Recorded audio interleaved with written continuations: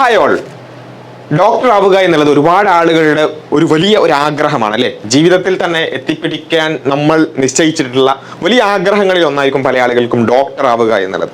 അപ്പോൾ ഡോക്ടർ ആവുക എന്നുള്ളത് എവിടെയെങ്കിലും എങ്ങനെയെങ്കിലും ഡോക്ടർ ആവുക എന്നുള്ളതല്ല, മറിച്ച് ഏറ്റവും നല്ല ഇൻസ്റ്റിറ്റ്യൂട്ട്സിൽ പോയി തന്നെ എനിക്ക് പഠിക്കണം, അവിടുന്ന് തന്നെ എനിക്ക് ഡോക്ടറായി പഠിച്ചിറങ്ങണം എന്നത് ഒരുപാട് ആളുകൾ കൃത്യമായി ഈ ഇത്തരം കാര്യങ്ങളെക്കുറിച്ച് അവെയർ ആയിട്ടുള്ള വിദ്യാർത്ഥികളുടെ വലിയൊരു സ്വപ്നമാണ്. അപ്പോൾ അതിൽ നമുക്കറിയാം, ഓൾ ഇന്ത്യ ലെവലിൽ നോക്കുകയാണെങ്കിൽ വളരെ നല്ല ഇൻസ്റ്റിറ്റ്യൂട്ട്സ്, ഇപ്പോൾ എയിംസ് പോലെ ജിപ്മർ പോലെയുള്ള ഒരുപാട് നല്ല മെഡിക്കൽ കോളേജുകളുണ്ട്, ഇന്ത്യയിലെ തന്നെ ഏറ്റവും ബെസ്റ്റ് ആയിട്ടുള്ള മെഡിക്കൽ കോളേജുകൾ. അപ്പോൾ അതിനുവേണ്ടി തന്നെയാണ് നമ്മൾ എയിം ചെയ്യേണ്ടത്, യാതൊരു സംശയമില്ല. അതേപോലെ തന്നെ കേരളത്തിലും ഒരുപാട് നല്ല മെഡിക്കൽ കോളേജുകളുണ്ട്. അതിൽ ഏറ്റവും പ്രധാനപ്പെട്ട ഒരു 5 മെഡിക്കൽ കോളേജുകൾ ഏതാണ്, ഏറ്റവും പിന്നെ ടോപ്പ് ആയിട്ട് അല്ലെങ്കിൽ ഏറ്റവും ബെസ്റ്റ് ആയിട്ടുള്ള 5 മെഡിക്കൽ കോളേജുകൾ ഏതൊക്കെയാണ് എന്നുള്ളത് ജസ്റ്റ് ഒന്ന് നോക്കുക എന്നുള്ളതാണ് ഈ ഒരു വീഡിയോയിലൂടെ നമ്മൾ ചെയ്യാൻ പോകുന്നത്. ഓക്കെ, അപ്പം best medical colleges in Kerala, പ്രത്യേകിച്ചും ഗവൺമെന്റ് മെഡിക്കൽ കോളേജുകൾ എടുത്ത് പരിശോധിച്ച് നോക്കുകയാണെങ്കിൽ ഏറ്റവും നല്ല മെഡിക്കൽ കോളേജ് എന്ന് നമുക്ക് പറയാൻ സാധിക്കുന്നത്, പലപ്പോഴും ചെറിയൊരു തർക്കമാണ് അല്ലേ, തിരുവനന്തപുരമാണോ കാലിക്കറ്റ് ആണോ എന്നുള്ളതൊക്കെ. പക്ഷേ ഒരു NIRF റാങ്കിങ്ങിന്റെയും മറ്റു കാര്യങ്ങളുടെ ഒക്കെ ഒരു ബേസിൽ നോക്കുകയാണെന്നുണ്ടെങ്കിൽ യഥാർത്ഥത്തിൽ NIRF റാങ്കിങ് 44 മെഡിക്കൽ കോളേജുകളുടെ റാങ്കിങ്ങിൽ എടുത്ത് നോക്കണം, 44ാം സ്ഥാനം കിട്ടിയിട്ടുള്ള കേരളത്തിലെ തന്നെ ഏറ്റവും മികച്ച ഒരു മെഡിക്കൽ കോളേജാണ് യഥാർത്ഥത്തിൽ ഗവൺമെന്റ് മെഡിക്കൽ കോളേജ് തിരുവനന്തപുരം എന്ന് പറയുന്നത്. തിരുവനന്തപുരത്തുള്ള ഗവൺമെന്റ് മെഡിക്കൽ കോളേജ് ഒരുപാട് പ്രത്യേകതകൾ അല്ലെ. ആദ്യത്തെ കേരളത്തിലെ തന്നെ ഏറ്റവും ആദ്യത്തെ ഗവൺമെന്റ് മെഡിക്കൽ കോളേജാണ് എസ്റ്റാബ്ലിഷ്ഡ് ഇൻ 1951, 1951 എസ്റ്റാബ്ലിഷ് ചെയ്യപ്പെട്ടിട്ടുള്ളത്. അതേപോലെ തന്നെ മൾട്ടി സ്പെഷ്യാലിറ്റി, അതൊരു മൾട്ടി സ്പെഷ്യാലിറ്റി ഹോസ്പിറ്റൽ, അതിനുള്ള പുതിയ ഓരോ വർഷവും അതിനുള്ള പുതിയ സംവിധാനങ്ങളൊക്കെ അവിടെ വന്നുകൊണ്ടിരിക്കുകയാണ്.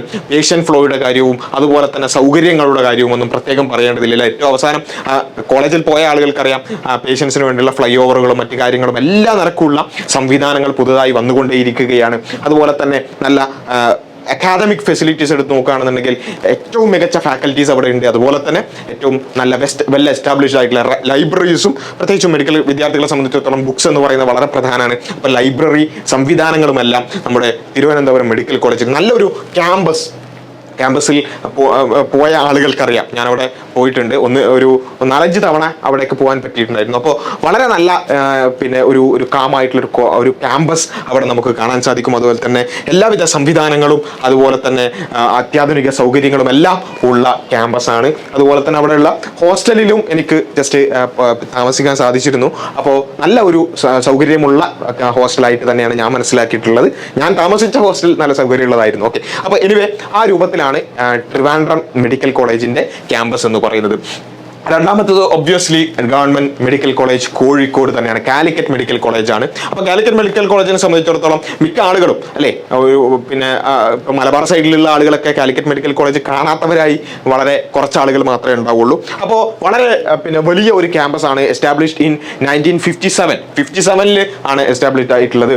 അതുപോലെ തന്നെ ഏകദേശം നല്ല ഒരു പേഷ്യന്റ് ഫ്ലോയെ സംബന്ധിച്ചിടത്തോളം മലബാറിലുള്ള പിന്നെ ഏറ്റവും മികച്ച ഒരു മെഡിക്കൽ കോളേജ് ആയതുകൊണ്ട് തന്നെ അവിടേക്കുള്ള പേഷ്യന്റ് ഫ്ലോയുടെ കാര്യം പ്രത്യേകം പറയേണ്ടതില്ല. 3000-ലധികം ബെഡ് സ്പേസ് അവിടെയുണ്ട്. അതുപോലെ തന്നെ ഏകദേശം 270 ഏക്കറോളം നീണ്ടു നിൽക്കുന്ന അത്രയും വിശാലമായിട്ടുള്ള ഒരു ക്യാമ്പസാണ് കാലിക്കറ്റ് മെഡിക്കൽ കോളേജിന്റെ ക്യാമ്പസ് എന്നുള്ളത് നമ്മൾ മനസ്സിലാക്കണം. അതുപോലെ തന്നെ വളരെ ഹ്യൂജ് ക്യാമ്പസ് ആണ്. അതുപോലെ തന്നെ വളരെ വെൽ എസ്റ്റാബ്ലിഷ്ഡ് ലൈബ്രറിയും അതുപോലെ തന്നെ ഫാക്കൽറ്റീസിന്റെ കാര്യം പറയുകയാണെന്നുണ്ടെങ്കിലും ഏറ്റവും മികച്ച ഫാക്കൽറ്റീസ്, അത് പൊതുവെ ഗവൺമെന്റ് മെഡിക്കൽ കോളേജുകളിലൊക്കെ ഏറ്റവും മികച്ച ഫാക്കൽറ്റീസിന്റെ സൗകര്യം ഉണ്ട് എന്നുള്ളത് നമ്മൾ മനസ്സിലാക്കുക. അപ്പോൾ വളരെ സുന്ദരമായ ഒരു ക്യാമ്പസ് കൂടിയാണ് കാലിക്കറ്റ് മെഡിക്കൽ കോളേജിന്റെ ക്യാമ്പസ് എന്നുള്ള കാര്യത്തിൽ യാതൊരു സംശയമില്ല. അപ്പോൾ അവിടേക്ക് പോയ ആളുകൾക്കറിയാം അല്ലേ, ആ ഒരു ക്യാമ്പസിന്റെ ഭംഗി എന്ന് പറയുന്നത് വളരെയധികം രസകരം. അത് അവിടുത്തെ കോഫി ഹൗസിൽ പോയി ഭക്ഷണം കഴിച്ചിട്ടുണ്ടാകും. അവിടെ പോയ ആളുകൾക്കൊക്കെ അവിടെ കോഫി ഹൗസിലൊക്കെ പോയിട്ട് ഭക്ഷണം കഴിച്ച ഓർമ്മകൾ ഉണ്ടാകും. അതുപോലെ തന്നെ അവിടുത്തെ ഹോസ്റ്റലിലും എനിക്ക് താമസിക്കാൻ പറ്റിയിരുന്നു. അപ്പോൾ ഹോസ്റ്റലാണെന്നുണ്ടെങ്കിലും ഞാൻ താമസിച്ച ഹോസ്റ്റൽ കുറച്ചുകൂടി ഒരു ഓൾഡ് ഹോസ്റ്റലായിരുന്നു. പുതിയ ഹോസ്റ്റലുകൾ ഉണ്ടോ എന്നുള്ളത് എനിക്കറിയില്ല കേട്ടോ, പേഴ്സണലി എനിക്കറിയില്ല. അപ്പോൾ അത്തരത്തിലുള്ള സൗകര്യങ്ങളുടെ കാര്യത്തിൽ വലിയ പ്രശ്നമൊന്നും തോന്നിയിട്ടില്ല. അപ്പോൾ ആ രൂപത്തിൽ നല്ല ഒരു ക്യാമ്പസാണ് കാലിക്കറ്റ് മെഡിക്കൽ കോളേജ് എന്ന് പറയുന്നത്. മൂന്നാമത്തെ സ്ഥാനം നമുക്ക് ഒരു പക്ഷേ കൊടുക്കേണ്ടി വരുന്നത് ഗവൺമെന്റ് മെഡിക്കൽ കോളേജ് തൃശ്ശൂരിന് തന്നെയായിരിക്കും. 1982 ഗവൺമെന്റ് മെഡിക്കൽ കോളേജ് തൃശ്ശൂർ വന്നിട്ടുള്ളത്. ചെസ്റ്റ് ഹോസ്പിറ്റലും അങ്ങനെ പുതിയ ബ്ലോക്കുകളും ഡിപ്പാർട്ട്മെന്റുകളും എല്ലാം അവിടെ വന്നുകൊണ്ടേയിരിക്കുകയാണ്. 250 ഏക്കറിലധികം പിന്നെ വിസ്തീർണമുള്ള ഒരു ക്യാമ്പസാണ്, വളരെ വിശാലമായിട്ടുള്ള ക്യാമ്പസാണ് തൃശ്ശൂർ മെഡിക്കൽ കോളേജിൻ്റെതും എന്നുള്ളത് നമ്മൾ മനസ്സിലാക്കേണ്ടതുണ്ട്. അപ്പോൾ അവിടെ തൃശ്ശൂർ മെഡിക്കൽ കോളേജിൻ്റെതായ കുറച്ച് പ്രത്യേകതകൾ, അതിൻ്റെ ഉള്ളിൽ ഒരു അമ്പലവും പഠനവുമായി ബന്ധപ്പെട്ടുകൊണ്ടുള്ള അത്തരത്തിലുള്ള കാര്യങ്ങൾ പോലും നമുക്ക് കാണാൻ സാധിക്കും. വളരെ വിശാലമായ ഒരു ക്യാമ്പസ് കൂടിയാണ്. അപ്പോൾ അതാണ് ഇനി 4ാമത്തെ ഒരു മെഡിക്കൽ കോളേജിനെ പറയുകയാണെങ്കിൽ ഗവൺമെന്റ് മെഡിക്കൽ കോളേജ് കോട്ടയം അല്ലെ, 1962 തന്നെ എസ്റ്റാബ്ലിഷ് ആയിട്ടുണ്ട് കോട്ടയം മെഡിക്കൽ കോളേജ്. അവിടെ ചൈൽഡ് ഹെൽത്ത് ഇൻസ്റ്റിറ്റ്യൂട്ട് ICH അതുപോലെ തന്നെയുള്ള ഒരുപാട് കാര്യങ്ങൾ നമുക്ക് കാണാൻ സാധിക്കും. 1500-ലധികം ബെഡ് സ്പേസുകൾ കാണുന്ന എനിക്ക് അവിടെയും പോകാൻ സാധിച്ചിരുന്നു. അവിടുത്തെ ഹോസ്റ്റലിലും എനിക്ക് നിൽക്കാൻ സാധിച്ചിരുന്നു. തൃശ്ശൂർ എനിക്ക് പിന്നെ ഹോസ്റ്റലൊന്നും താമസിക്കാൻ പറ്റിയിരുന്നില്ല കേട്ടോ. വളരെ നല്ല രൂപത്തിൽ തന്നെയാണ് എനിക്ക് അനുഭവപ്പെട്ടിട്ടുള്ളത്. അപ്പോൾ ആ നിലക്ക് കോട്ടയം മെഡിക്കൽ കോളേജ് എന്ന് പറയുന്നത് വളരെ സുന്ദരമായിട്ടുള്ള ഒരു ക്യാമ്പസ് കൂടിയാണ്.